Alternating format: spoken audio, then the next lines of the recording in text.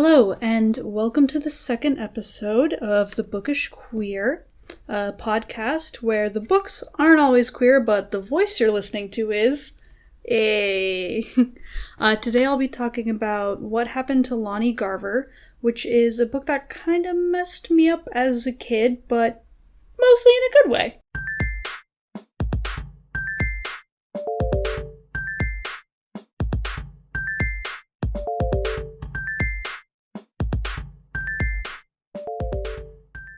There's a number of things I want to say about this book, which is, again, What Happened to Lani Garver is the title. A brief summary is that the main character, Claire, lives in a small town, think everybody knows everybody kind of vibe in this town.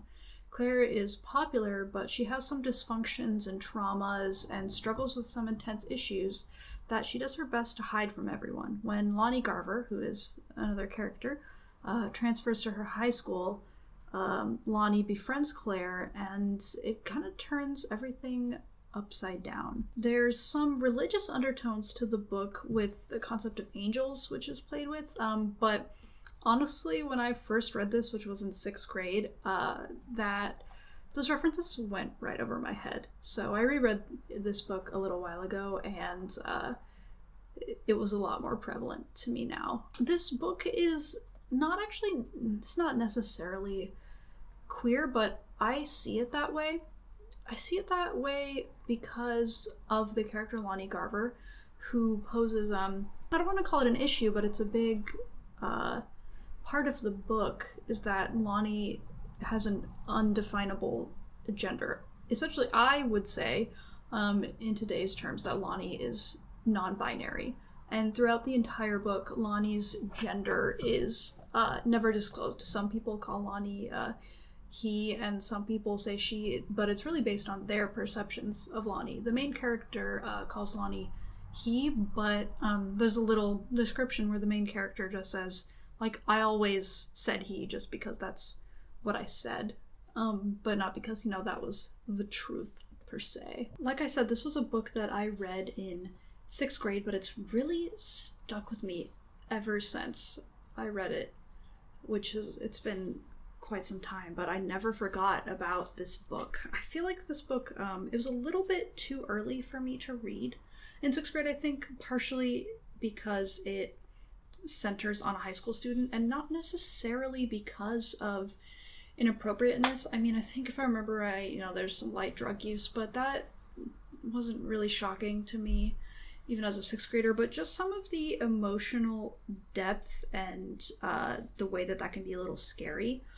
I sort of feel now, looking back, that it was a little too early for me to read the book, but I mean, it's fine. I think technically it would be considered a young adult book instead of a middle reader, which is what you are in 6th grade. But, I don't really have regrets. Another thing about this book is that I feel like it's kind of niche. I don't really know of anyone else who's read the book. Maybe it's way more popular than I perceive it to be. But I think it's kind of just some obscure book. I only read it in 6th grade because our teachers assigned reading group projects, and I don't even know where they found this book. I don't even know if this author has written anything else. I think I looked it up once, and maybe they wrote one other book, but in my experience, it's really just obscure. But really why this book has stuck with me is for kind of personal reasons, which is it's the first book that I ever read with a character who, like I said, in my current understanding, I would consider to be non-binary. When I first read this as a 6th grader, even though I really had no concept of gender, I wanted to be Lani. And I didn't understand what that meant because I just hadn't been educated enough. But now, looking back, I'm it's because you're non-binary. You're trans. That's why you identified so strongly with this character. And in my current understanding, I would say that this is a character who would use them, they pronouns in the book. I just think Lani never refers to themselves with any pronouns. But yeah, I just wanted to be Lani so bad when I was in 6th grade. And honestly, I don't even know or think that that was the author's intent, but I think what this book speaks to for me is how necessary it is to have this kind of representation out there, because part of me speculates that having this character in my life provided a sort of groundwork for me later on, just because it really was my very first exposure ever to a character who did not have a defined gender. I think in 6th grade I had probably by that time been exposed to many girl characters who were warriors, or kind of characters or people really that played with or went against gender stereotypes, but never, it just like not even opened, but it just changed the foundation of how I was able to conceptualize gender at that age, because it's never defined. The book never says Lani was a boy or Lani was a girl, and I'm so grateful for that. I'm so into it. And so I think also that's part of why this book stuck with me so much, even though other parts of it aren't relatable to me. Like, I didn't grow up in a small town. Some of the parts of the book are a little bit like, oh, you got your typical popular girl cheerleaders kind of thing, which was never part of my experience going to school. I never even went to a school that had cheerleaders or sports, really.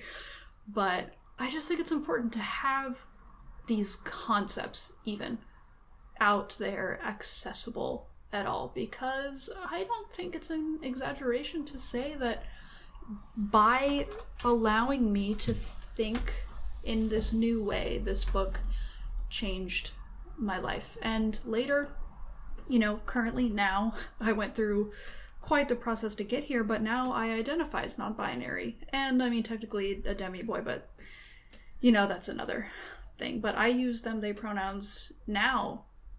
And it just is so, I know I keep bringing it up, but it's like, that moment was so pivotal, is the word I was looking for.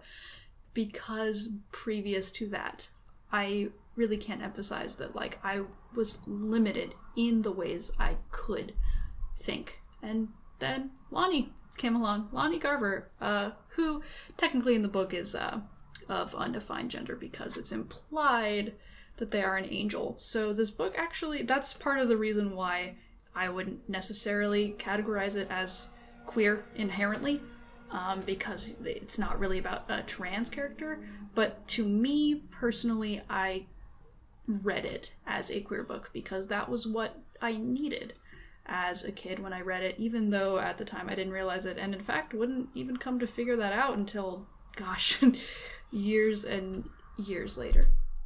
Although technically, thinking back on it, there is a band in the book who is made up of gay men who have AIDS, and it's a not necessarily a support group, but a supportive group for them in that way. So there are other characters who are, who are queer, or like more strictly follow that kind of narrative you would expect in a book. So in some ways, I would say, like, it has elements or undertones, but that part of the book is not at the forefront at all in the way that Claire's relationship with Lani is.